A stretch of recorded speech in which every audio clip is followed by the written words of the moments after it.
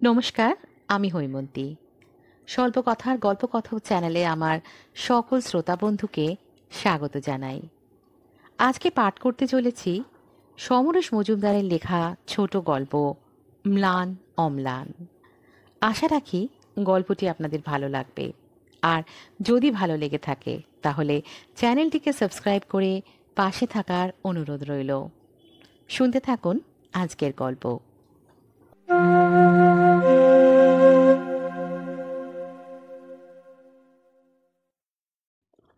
নিরাপদ বসুকে এই কাহিনীর নায়ক বলা যাবে না, অথচ যা কিছু ঝামেলা ওকে নিয়েই। নিরাপদ অবশ্য ঝামেলা বলে স্বীকার করে না। সে যথেষ্ট ঝামেলা এড়ানো ভদ্রলোক। ও স্ত্রী হৈমন্তী যদিও এই স্বভাবটার জন্য ওকে ব্যক্তিত্বহীন মানুষ বলে মনে করে। নিরাপদও এইসব শুনতে দুঃখ পায়, কিন্তু ইদানিং স্ত্রীর কথাবার্তা সে উপেক্ষা করতে শিখে গিয়েছে। নিরাপদও একজন সরকারি চাকুরে, বিশ্ববিদ্যালয়ে পড়ুয়া হিসেবে ফল ভালো করেছিল, চাকরিতে ফাঁকি দেয়নি, তাই 50 বছরই ততটা ওপরতলায় ওঠা সম্ভব হয়েছে। হৈমন্তী খুব গোছানো মেয়ে। স্বামীর যা আয় তাতেই সে সংসারটাকে সুন্দর করে সাজিয়েছে। চাহিদা তো অনেক থাকে, কিন্তু সেটা পাওয়া যাচ্ছে না বলে দিন রাত অশান্তি করে না। 40-এর এপাশে এসেও হৈমন্তী এখনও আকর্ষণীয়, যাকে বলে সুন্দরী, ঠিক তাই। আর এখানেই তার যা কিছু কষ্ট। নিরাপদও 50-এই কেমন বুড়ো বুড়ো হয়ে গিয়েছে। অফিস আর বাড়ি ছাড়া কিছুতেই উৎসাহ নেই। সুন্দরী স্ত্রী যে তাকে তেমন আকর্ষণ করে তা আর আজকাল বোঝা যায় না। হৈমন্তী নিরাপদের মেয়ের নাম অদিতি। বয়স 18-19-এর মাঝামাঝি, লম্বা, দারুণ দেখতে, ফার্স্ট ইয়ারে পড়ছে। পাড়ার ছেলেদের জ্বালায় হৈমন্তীর রাত্রে ঘুম নেই। টেলিফোন বাজলেই অদিতিকে কেউ না কেউ ডাকবে। লেটার বক্সে প্রেম পত্রের বন্যা বয়ে যায়। বর্ষা এই মেয়েটা এইসব পাত্তা দেয় না। হৈমন্তীর রাগ, নিরাপদও একটুও চিন্তিত নয় মেয়ের ব্যাপারে। কখনো কোনো উটকো ছেলের সঙ্গে মজে গেলে সারা জীবন কপাল চাপড়াতে হবে। সারা সময় মেয়েকে সে কথা শোনায় হৈমন্তী। এই নিরাপদকে অফিসের কাজে একবার দিল্লিতে যেতে হয়েছিল। দিল্লিতে হৈমন্তীর দিদি থাকেন, কোনো অসুবিধা হয়নি। ফেরার সময় কলকাতার টিকিট পাওয়া গেল না। সেকেন্ড ক্লাস স্লিপারে সে বেশি স্বচ্ছন্দ। ভাইরা ভাই রাজধানীর চেয়ার কারের টিকিট ম্যানেজ করে দিল। বড়লোকি পরিবেশ একদম সহ্য হয় না নিরাপদর। এয়ার কন্ডিশন মানে সেই রকম ব্যাপার বলে মনে হয়েছিল তার, কিন্তু সিটে বসে দেখলো তার মতো পোশাক ও চেহারার অনেক যাত্রী যাচ্ছে। সে সাইড ব্যাগ থেকে আগাথা ক্রিস্টির একটা বই বের করে চোখ রাখলো, হেলানো চেয়ারে মাথা রেখে। আগাথা ক্রিস্টি ওর খুব প্রিয় লেখিকা। গাড়ি চলল। ভেতর থেকে গতি বোঝার উপায় নেই, ধুলো নেই। নিরাপদর ভালো লাগলো। এই সময় বেয়ারা গোছের একটা লোক এসে সামনে দাঁড়িয়ে সেলাম করলো। চমকে উঠে বসলো নিরাপদ। তারপর লোকটিকে লক্ষ্য করে বুঝলো সেলামটা তার পাশে বসা যাত্রীর জন্যে। বেয়ারা খুব বিনয়ের সঙ্গে জিজ্ঞাসা করলো, সাপ কফি চাহিয়ে? কফি হলে মন্দ হয় না। ঠিক হ্যাঁ সাপ। বেয়ারা চলে গেল। নিরাপদ অবাক। কম্পার্টমেন্টের কাউকে এই প্রশ্ন করেনি বেয়ারা। এই লোকটি কি এমন তালেবর যে তাকেই খাতির করতে হবে? কিন্তু এই প্রশ্ন মনে এলেও মুখে কিছু বলল না নিরাপদ। সেটা তার স্বভাবে নেই। নিজেকেই বোঝালো নিশ্চয়ই রেলের কোনো বড় কর্মচারী। সে আর চোখে তাকালো। বছর 35 হবে, রোগা ফর্সা, চশমা পরা, এক ধরনের চেহারার বয়স চট করে অবশ্য আন্দাজ করা যায় না। কফি এলো। আরাম করে খেলো লোকটা পাশে বসে। কম্পার্টমেন্টের অনেকেই এই খাওয়াটা দেখছে। সবার চোখেই বিস্ময়। পাশাপাশি বসেও কথা হচ্ছিল না। আগ বাড়িয়ে কথা বলার স্বভাব নেই নিরাপদর। সে বইয়ে দৃষ্টি রেখেছিল। বেয়ারাটা আবার এলো কাপ প্লেট নিতে। জিজ্ঞাসা করলে, সাপ আপনি কি আলাদা কোনো মেনু ডিনারে খাবেন? লোকটি বলল, না না, যা সবাইকে দিচ্ছ তাই আমাকে দিও। নিরাপদ নিশ্চিত হলো লোকটি রেলের অফিসার।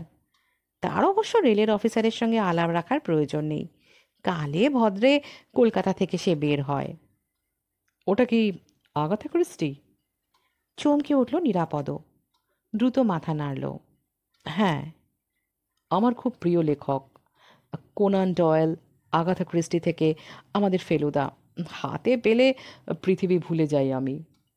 নিরাপদ হাসল, অথবা বলা যেতে পারে হাসবার চেষ্টা করল। ভদ্রলোক জিজ্ঞাসা করলেন, দিল্লির লোক নন নিশ্চয়ই? না না, আমি কলকাতায় থাকি, কাজে এসেছিলাম, সরকারি কাজে। প্রায় আসেন? না, হঠাৎই আমাকে আসতে হলো। কোন ডিপার্টমেন্ট আপনার? নিরাপদ সেটা জানালো। ভদ্রলোক মাথা নাড়লেন। যাক, খুব দুশ্চিন্তা ছিল। আমার পাশে যদি কোনো উটকো লোক বসতো তাহলে সারাটা রাত মুখ বন্ধ করে থাকতে হতো। আপনার নামটা কিন্তু জানা হলো না। আমি নিরাপদ বসু। আপনি? অম্লান মিত্র। ভদ্রলোক কি করেন, রেলের অফিসার কিনা তা জানা গেল না। জিজ্ঞাসা করতেও সংকোচ হচ্ছিল নিরাপদর। নিজের ওপর এই কারণেই তার ক্ষোভ হয়। হৈমন্তী রেগে যায় এই কারণে। ডিনার এলো। ভদ্রলোক বেয়ারাকে বললেন, খাবার দাবার ৮ ঘন্টা বাদে আবার যেন কফি দিয়ে যায়। এবার ২ কাপ। না, লোকটা খারাপ নয়। রাত্রে ঘুমোবার আগে অনেক কথা হলো, সকালেও। নিরাপদর অফিস এবং বাড়ির ফোন নাম্বার নিলেন ভদ্রলোক। নিজের ফোন নাম্বার দিলেন না। বললেন, টালিগঞ্জের নাম্বার শুনেছি পাল্টে যাবে, গিয়ে দেখবো হয়তো এরই মধ্যে পাল্টে গিয়েছে, আপনাকে পরে জানিয়ে দেব। এই লোকটির কথা বাড়িতে ফিরে হৈমন্তীকে বলেনি নিরাপদ। বললেই হৈমন্তী জিজ্ঞাসা করত। একটা লোককে সব জানিয়ে দিলে, অথচ সে কি করে, কোথায় থাকে তা জানলে না। খুব স্বাভাবিক প্রশ্ন, কিন্তু নিরাপদ বোঝাতে পারবে না যে তার মনে হয়েছিল লোকটি নিজের সম্পর্কে বেশি কথা বলতে চায় না, তাই জিজ্ঞাসা করতে তার ভদ্রতায় লেগেছিল। তাছাড়া একজনের সঙ্গে ট্রেনে আলাপ হয়েছে এবং সেখানেই শেষ। তাই নিয়ে স্ত্রীর সঙ্গে ঝামেলা করে কি হবে? হৈমন্তীকে এই কথা বলা মানে ঝামেলা পাকানো। হৈমন্তীকে খুশি করার জন্যে ও রোজ সকালে বাজার যায়, গ্যাস বুক করে, তাগাদা দেয়, রেশনের দোকানে যায়, শুধু কেরোসিনে লাইন দেয় না। সেটা হৈমন্তী নিষেধ করেছে। ঘন্টার পর ঘন্টা বস্তির লোকেদের সঙ্গে স্বামীকে দাঁড়িয়ে থাকতে দেখতে চায় না সে। কিন্তু ইলেকট্রিক বা টেলিফোনের বিলটা ওর পকেটে গুঁজে দেয়। ডাবল সিলিন্ডার থাকায় গ্যাস ফুরোবার আগেই দ্বিতীয় সিলিন্ডার পাওয়া যায়। হৈমন্তীর সমস্যা থাকে না। এবার দিল্লি থেকে এসে শুনল যে কোনো মুহূর্তে আগের গ্যাস শেষ হয়ে যাবে, কিন্তু দোকানে বলা সত্ত্বেও দ্বিতীয় সিলিন্ডার পাওয়া যাচ্ছে না। বলেছে সাপ্লাই নেই। পাড়ার দোকানে গ্যাস সাপ্লাই না থাকলে নিরাপদ কি করতে পারে? হৈমন্তী অবশ্য কাজের মেয়েকে দিয়ে অনেকটা কেরোসিন তুলিয়ে রেখেছে। একদিন অফিস থেকে ফিরে নিরাপদ দেখল লোডশেডিং। মেজাজ খারাপ হয় না আজকাল, এটাই স্বাভাবিক ঘটনা। প্রথম প্রথম ফোন করতো অদিতির তাড়নায়, শুনতো কেবল ফল্ট। আজকাল করে না। মোমবাতি জ্বলে, গরমে পচতে হয়। আজ টেলিফোন বাজল। হৈমন্তী কথা বলে জানালো অম্লান মিত্র নামে একজন তাকে ডাকছে। নিরাপদ ফোন ধরল। অম্লানের গলা পাওয়া গেল। কি মশাই, চিনতে পারছেন? আমি অম্লান। রাজধানীতে আলাপ হয়েছিল। নিরাপদ শুকনো হাসল। হ্যাঁ হ্যাঁ, কেমন আছেন? First class. আপনাদের পাড়ায় এসেছিলাম, ভাবলাম যোগাযোগ করি। কি করছেন? কিছু না। তাহলে আপনাদের ওখানে ঢু মেরে আসি। ঠিক কোথায় যেন বাড়িটা? নিরাপদ মোটামুটি বুঝিয়ে দিল। টেলিফোন রেখে সে কিন্তু কিন্তু করে হৈমন্তীকে বলল, অম্লানবাবুর সঙ্গে ট্রেনে আলাপ হয়েছিল, খুব বড় অফিসার। কোথাকার? আহ, রেলের বোধ হয়। বোধ হয় মানে? উনি বলেননি? নিরাপদ অস্বস্তিতে পড়ল। আহ, সেই রকম মনে হয়। আশ্চর্য, একটা লোকের সঙ্গে আলাপ হলো, টেলিফোন নাম্বার দিলে, অথচ সে কোথায় কাজ করে জানলে না। কি করে সরকারি চাকরি করো? তো কি বললেন? এ পাড়ায় এসেছেন, তাই ঘুরে যেতে পারেন। এই অন্ধকারে? নিষেধ করলে না? কেউ যদি আসতে চায় নিজে থেকে, তা মানা করব কি করে? আমি লোডশেডিংয়ের মধ্যে চা ফা খাওয়াতে পারবো না। মিনিট 10 বাদে অম্লান এলো। এসেই বলল, এ কি দাদা, অন্ধকারে বসে আছেন? নিরাপদ বলল, কি করব, উপায় তো নেই। উপায় নেই হয় নাকি? আপনার টেলিফোন কোথায়? নিরাপদ অবাক হলেও টেলিফোন দেখিয়ে দিল। মোমবাতির আলোয় ডায়াল ঘোরালো অম্লান। নিরাপদ শুনল অম্লান বলছে, হ্যালো, চিফ ইঞ্জিনিয়ার আছেন? ও, অম্লান বলছি। আমি এখন 322 সার্কুলার রোডে আছি। এখানকার ফেসটা অন করে দিতে বলুন। ধন্যবাদ। রিসিভার রেখে দিয়ে অম্লান বলল, এই গরমে কোনো ভদ্রলোক থাকতে পারে? নিরাপদও অবাক। সে একেবারেই হতভম্ব হয়ে গেল যখন এর মিনিট খানিক বাদই আলো এসে গেল। চারপাশে উল্লাস শোনা গেল। ভেতরের দরজায় দাঁড়িয়ে হৈমন্তী সমস্ত ব্যাপারটা শুনল। আলো জ্বলতে সেও অবাক।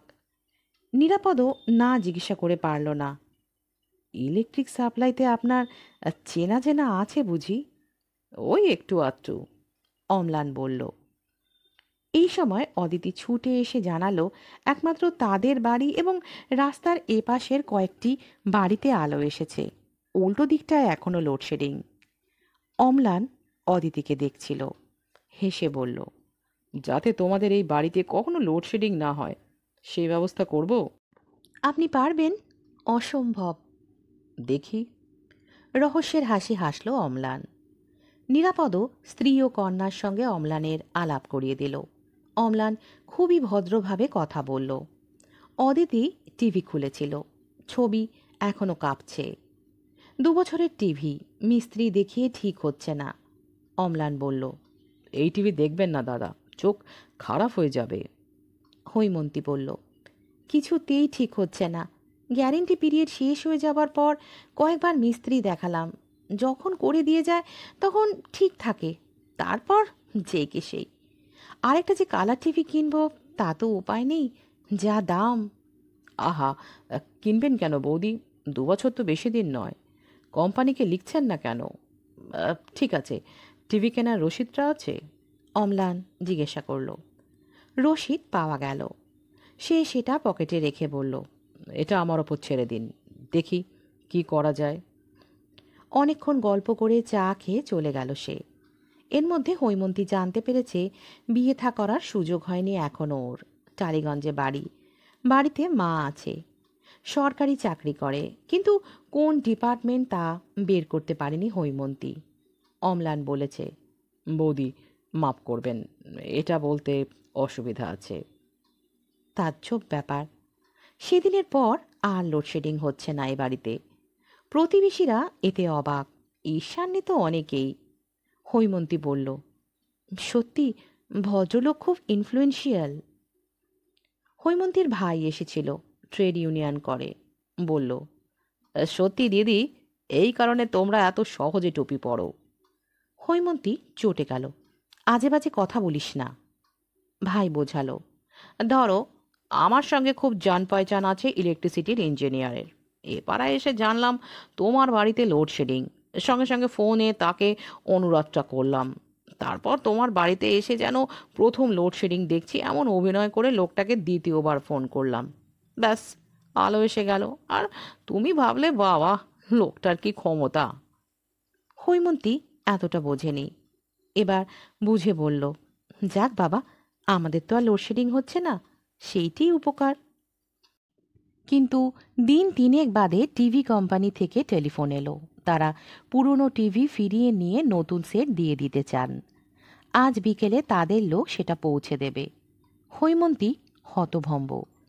গ্যারেন্টি কার্ডে 1 বছর সময়সীমা ছিল, তবু এটা সম্ভব হলো কি করে? সে সঙ্গে সঙ্গে ফোন করলো নিরাপদকে। নিরাপদ ছুটে এলো বাড়িতে। কোম্পানির লোক বিকেলবেলায় এসে পুরনো সেট নিয়ে গেল নতুন সেট বসিয়ে। তারা জানালো ওপর তলার হুকুমে কাজটা করা হচ্ছে। নতুন সেট অনেক বেশি আধুনিক এবং দামের তফাৎ ৩,০০০ টাকা। হৈমন্তী বলল, না, ক্ষমতা আছে বটে অম্লানের, তবে গায়ে পড়ে এত উপকার করছে, এটা আমার ভালো লাগছে না। নিরাপদ বলল, তুমি বড্ড সন্দেহবাতিক। হয়তো, কিন্তু আমার মন সায় দিচ্ছে না। তাহলেও আত্মীয় স্বজনরা ব্যাপারটা জানল। অনেকেই অম্লানের সঙ্গে আলাপ করতে চায়। হৈমন্তী ঠেকিয়ে রাখে। দিন 10 বাদে ছুটির 10 মিনিট আগে নিরাপদ দেখল তার সামনে অম্লান। এদিকে এসেছিলাম, ভাবলাম দাদাকে নিশ্চয়ই অফিসে পেয়ে যাব। নিরাপদ টিভিটার জন্য তাকে অনেক ধন্যবাদ দিল। অম্লান বলল, এ কিছু নয়, আসলে আমরা অনেকেই নিয়ম জানি না। কোনো কোম্পানি চাইবে না বিক্রির 2 বছরের মধ্যে তাদের জিনিস খারাপ এটা বাজারে চালু হোক। নিজেদের মান বাঁচাতে ওরা পাল্টে দেবে। নিরাপদ অম্লানের সঙ্গে বের হলো। সামনের গাড়িতে তাকে নিয়ে উঠল অম্লান। গাড়ির ওপর লাল আলো, ড্রাইভার নেই, অম্লানই চালালো। ডালহৌসি এলাকায় অত স্পিডে গাড়ি চালাতে কাউকে দেখেনি নিরাপদ। মাথার ওপর লাল আলো থাকায় মোড় পার হওয়ার সময় সেপাইরা সেলাম ঠুকছে। নিরাপদ বাকশক্তি রহিত। নিরাপদ কোনো মতে অনুরোধ করল আস্তে চালাতে। অম্লান হাসল, আস্তে চালাতে কোনো মজা নেই দাদা। কিন্তু আমার নিঃশ্বাস বন্ধ হয়ে আসছে, আর্তনাদ করল নিরাপদ। গাড়ির গতি কমালো অম্লান। নিরাপদ জিজ্ঞাসা করল, তোমার গাড়িতে লাল আলো কেন হে? শুনেছি মন্ত্রীমশাই, জজ ছাড়া লাল আলো কোনো সাধারণ নাগরিক জ্বালাতে পারে না। অম্লান গম্ভীর হলো, তাহলে আমাকে অসাধারণ নাগরিক মনে করুন। বাড়িতে পৌঁছে দিল অম্লান। নিরাপদ তাকে নেমন্তন্ন করলো চা খেয়ে যেতে। ওপরে এলো ওরা। অদিতি দরজা খুলল। অম্লান তাকে জিজ্ঞাসা করল, কেমন আছো? লোডশেডিংয়ের কষ্টটা নেই তো? অদিতি হাসল, না নেই, থ্যাঙ্কস। সে ভেতরে চলে গেল। নিরাপদ দেখল ওর চলে যাওয়া মুগ্ধ দৃষ্টিতে দেখছে অম্লান। সেই সময় হৈমন্তী ভেতর থেকে আসছিল। অম্লানের বিহ্বল দৃষ্টি দেখে সেও লজ্জা পেল। জিজ্ঞাসা করল, কি হলো? সম্বিত এলো যেন। অম্লান বলল, কিছু না, কেমন আছেন? ভালো। হৈমন্তী স্বামীর দিকে তাকালো। সর্বনাশটা হলো। কি ব্যাপার? নিরাপদ জিজ্ঞাসা করল। গ্যাস ফুরিয়ে গিয়েছে, দোকানে গিয়েছিলাম, বলল দিন 10 লাগবে। হৈমন্তী চিন্তিত। আগামী পরশু মেয়ের জন্মদিন, সবাইকে আসতে বলেছি, কি হবে? অম্লান জিজ্ঞাসা করল, আপনাদের ডাবল সিলিন্ডার নেই? নিরাপদ জবাব দিল, ডাবল সিলিন্ডারেই এই দশা। অম্লান মাথা নাড়ল, এটা কোনো প্রবলেমই নয়। হৈমন্তী রেগে গেল, প্রবলেম নয় মানে? কেরোসিন পাওয়া যায় বাজারে? যায়, দাম বেশি দিতে হয়। কিন্তু বৌদি, চিন্তা করবেন না, আপনি গ্যাসই পাবেন। কাল সকালে আপনাকে টেলিফোনে জানিয়ে দেব। অম্লানের কথা বিশ্বাস করতে ইচ্ছে করল নিরাপদর। যে ইলেকট্রিক এনে দিতে পারে, টিভি সেট পাল্টাতে পারে, সে হয়তো গ্যাসও পারবে। একটু বাদে নিরাপদর শ্যালক অবিনাশ এলো। তার সঙ্গে আলাপ করিয়ে দেওয়া হলো অম্লানের। অবিনাশ ট্রেড ইউনিয়ন করা মানুষ। সরাসরি জিজ্ঞাসা করল, আপনি কি চাকরি করেন মশাই? অম্লান হাসল, আমি যে চাকরি করি সেটা সাধারণকে বলা যাবে না। কেন? নিষেধ আছে। আপনার বাড়ির ঠিকানা? টালিগঞ্জে থাকি। এটুকু জানলেই চলে না? না, চলে না। আপনি কেমন লোক মশাই? হুট করে ট্রেনের আলাপ সম্বল করে ভদ্রলোকের বাড়ির ভেতর ঢুকে পড়েছেন, অথচ নিজের পরিচয় কাউকে জানাচ্ছেন না। এটা কোন ভদ্রতা? নিরাপদ শালাকে সামলালো।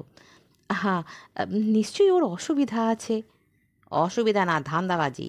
আপনাকে ফাঁসাবে এই লোকটা। অম্লান হাসল, আপনি আমাকে অপমান করছেন। এখানে এখন আপনি আমাকে যা ইচ্ছা করতে পারেন, গায়ের জোরে আমি পারবো না। কিন্তু এ বাড়ি থেকে বেরিয়ে গিয়ে আপনাকে কোনো কারণ না দেখিয়ে কয়েক মাস জেলের ভাত খাওয়াতে পারি। আচ্ছা বৌদি, বলুন তো, আমি কি আপনার কোনো ক্ষতি করেছি? তা নয়, আমতা আমতা করল হৈমন্তী। আপনার খুব ক্ষমতা না? অবিনাশ তেজি গলায় বলল। খুব না, সামান্য। আমি একটা ফ্ল্যাট বুক করেছিলাম গড়িয়ায়, 90% টাকা জমা দেওয়া হয়ে গিয়েছে, কিন্তু প্রমোটার এখন এক্সট্রা 1 লাখ টাকা চাইছে। এটা সমস্ত রীতিনীতি ভদ্রতার বাইরে। প্রমোটার এখন বেশি দাম পাচ্ছেন বাইরে থেকে, বলছেন হয় আমাকে এক্সট্রা টাকাটা দিতে হবে, নয় উনি আমার দেওয়া টাকা ফেরত দিয়ে দেবেন। কেস করে কোনো লাভ হবে না, কারণ সবাই জানে প্রমোটার ফ্ল্যাট একেবারে সাদা টাকায় বিক্রি করে না। কিছু উপায় হতে পারে? অম্লান নিরাপদর দিকে তাকালো। দাদা, আপনি কি চান কিছু হোক? নিরাপদ নিজের মাথায় হাত বোলালো। হওয়া খুব শক্ত। এক পাড়ার ছেলেরা যদি লোকটাকে চাপ দেয় তাহলে। অবিনাশ মাথা নাড়ল। সেটা আর সম্ভব নয়, লোকটা ওদের হাত করে ফেলেছে। অম্লান আবার হৈমন্তীকে জিজ্ঞাসা করল, বৌদি, আপনি কি চান? হৈমন্তী একটু গদগদ গলায় বলল, দেখুন না, চেষ্টা করে। অম্লান অবিনাশের কাছে ঠিকানা, প্রমোটারের নাম ধাম চাইল। তারপর আগামীকাল কিছু করা যাবে বলে চলে গেল। অদিতি ব্যালকনিতে দাঁড়িয়েছিল, দেখল লাল আলো লাগানো গাড়িতে ওঠার আগে অম্লান ওপর দিকে তাকিয়ে হাত নাড়ল। পরদিন দুপুরে অফিসে অবিনাশের ফোন পেল নিরাপদ। সে খুব উত্তেজিত হয়ে বলল তাকে থানা থেকে ডেকে পাঠিয়েছে আজ বিকেল 5টায় ফ্ল্যাট নিয়ে কথা বলার জন্যই। প্রমোটার বোধহয় থানাকেও ম্যানেজ করেছে। জামাইবাবু যদি সঙ্গে আসেন তাহলে সে সাহস পায়। নিরাপদ স্ত্রীর ভাইয়ের দুর্দিনে সঙ্গী হল।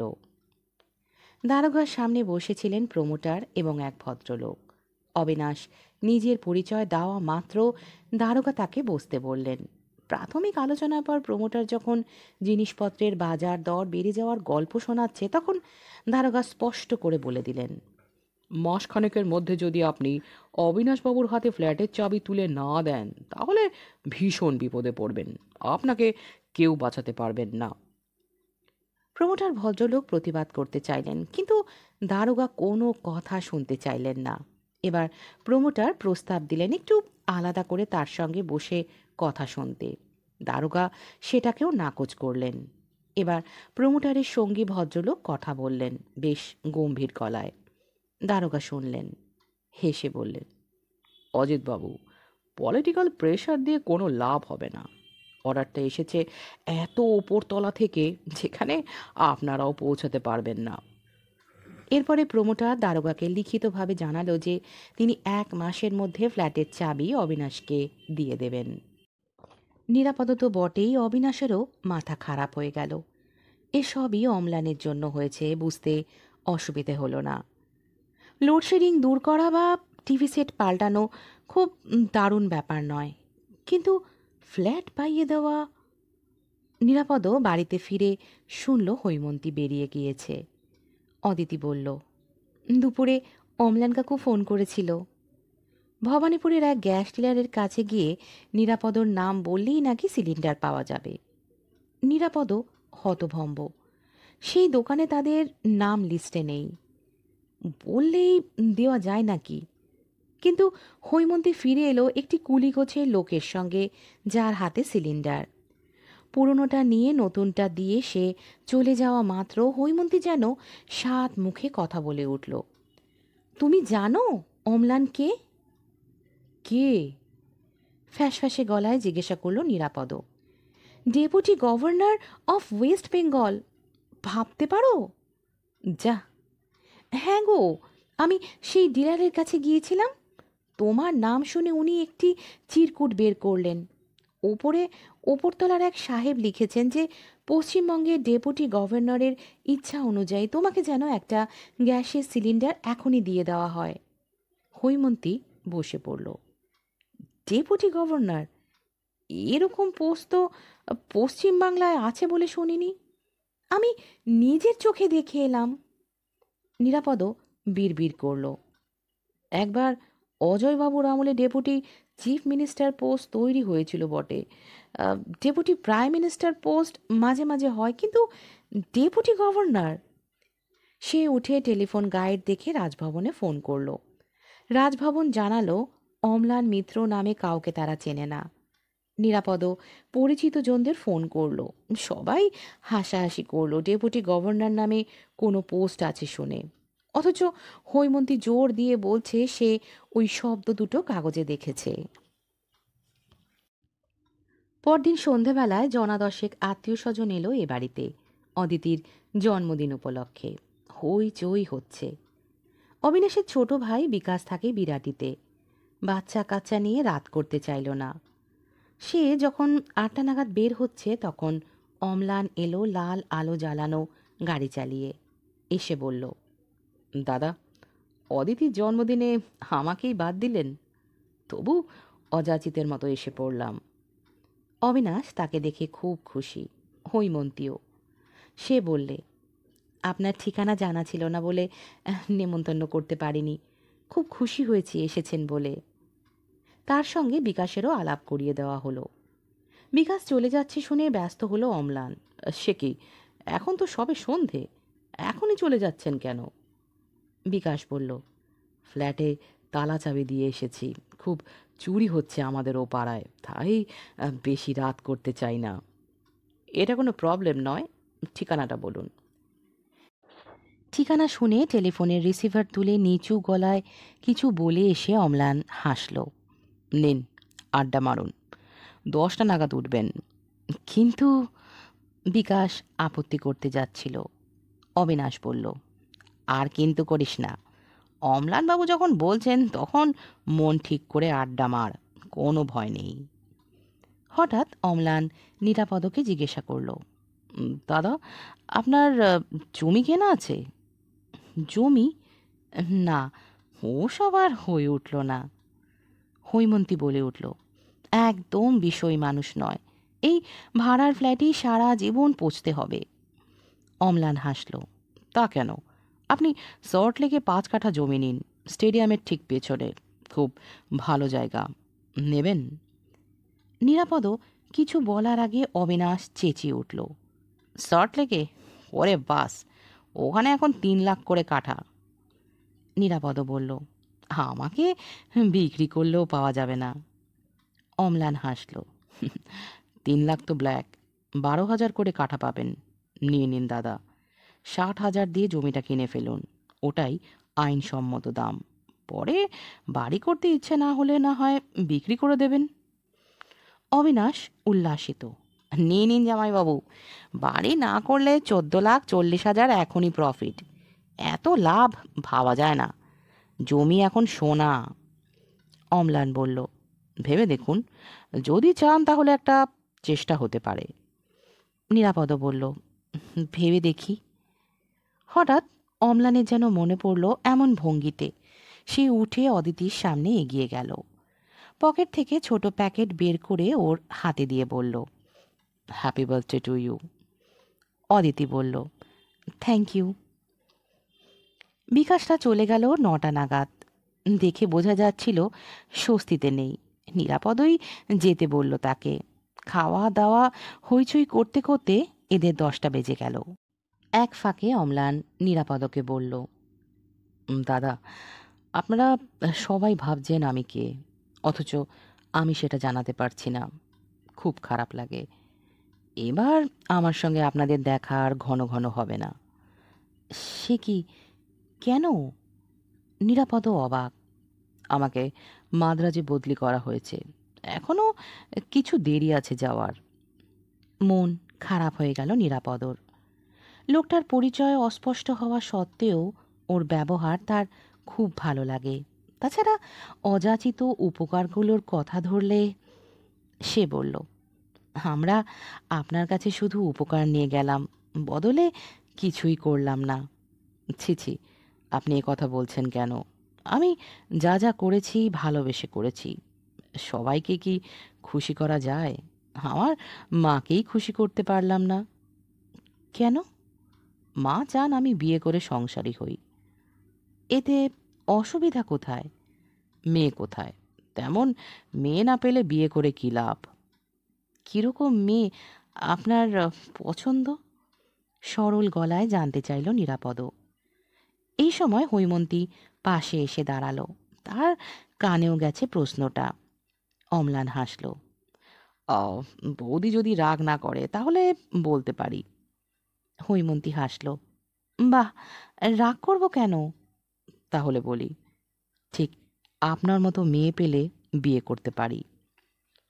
হৈমন্তী লজ্জা পেয়ে মুখ নিচু করল। নিরাপদও হেসে উঠল। আর তখনই টেলিফোন বাজল। নিরাপদও এগিয়ে গেল সেটা ধরতে। হৈমন্তী বলল, "আপনি খুব ফাজিল।" "সত্যি কথা বলছি বৌদি।" "আমার মতো মেয়ের কি অভাব বাংলাদেশে? খুঁজে দিন, আপনাকে এই দায়িত্ব দিলাম।" এই সময় অদিতি এসে দাঁড়ালো পাশে। "মা, দেখো।" হৈমন্তী দেখল একটি দামি হাতঘড়ি। সে বলল, "এ কি, এত দামি জিনিস কেন আনলেন?" "অপরাধ হয়ে গেছে।" হৈমন্তী জবাব দিতে পারল না। হঠাৎ তার মনে সন্দেহটা এলো। অম্লান কি অদিতির জন্য এসব করছে? তার মতোই তো দেখতে অদিতি। প্রথম দিন যেভাবে তাকিয়েছিল মেয়ের দিকে, গাড়িতে ওঠার আগে হাত নাড়া, দামি ঘড়ি উপযাচক হয়ে এসে উপহার দেওয়া, এসব কি তারই ইঙ্গিত? অসম্ভব। এই দুজনের বয়সের পার্থক্য অন্তত 18 বছরের। ডবল বয়সী লোকের হাতে মেয়েকে তুলে দিতে পারে না হৈমন্তী। আর অদিতি কিছুতেই রাজি হবে না তাতে। ওর বন্ধুর দাদারাই পাত্তা পাচ্ছে না। নিরাপদ ফিরে এলো টেলিফোন রেখে। "অনেক ধন্যবাদ।" "কেন?" হাসল অম্লান। "বিকাশ ফোন করেছিল। ও ট্যাক্সি থেকে নেমে দেখে একটা পুলিশ ভ্যান দাঁড়িয়ে আছে ওদের ফ্ল্যাটের সামনে। ওর পরিচয় পেয়ে তারা জানায় যে অর্ডার পেয়ে এসেছিল ফ্ল্যাট পাহারা দিতে। কোনো বিপদ হয়নি। বিকাশ এসে যাওয়ার ওরা চলে গেছে। বিকাশ আপনাকে ধন্যবাদ দিতে বলেছে।" অবিনাশ ছিল।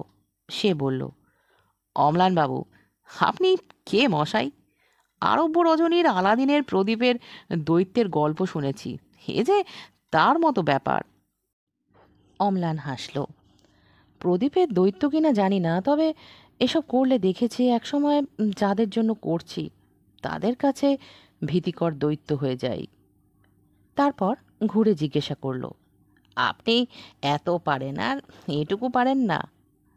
অম্লান হাসল। "এখানে আমার সঙ্গে প্রদীপের দৈত্যের মিল আছে।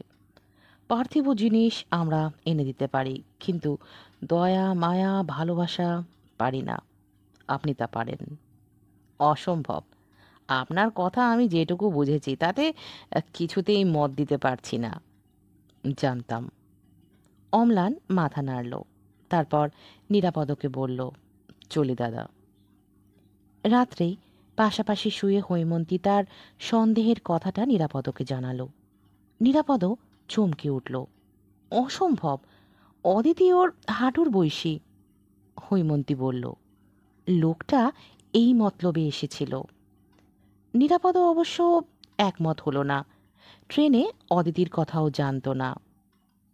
দুদিন পরে লোডশেডিং হলে, গ্যাস ফুরিয়ে গেলে, জমি কেনার কথা মনে হলে হৈমন্তী, নিরাপদর খুব কষ্ট হতো। তাদের মনে হতো অদিতিকে একবার জিজ্ঞাসা করা উচিত ছিল। এখন সেটা করে কোনো লাভ নেই। অম্লান সম্ভবত মাদ্রাজ চলে গিয়েছে। হয়তো সেখানে কোনো দাদা বৌদি পেয়ে উপকার করছে। হৈমন্তী সেটা ভেবে ঈর্ষান্বিত হয়।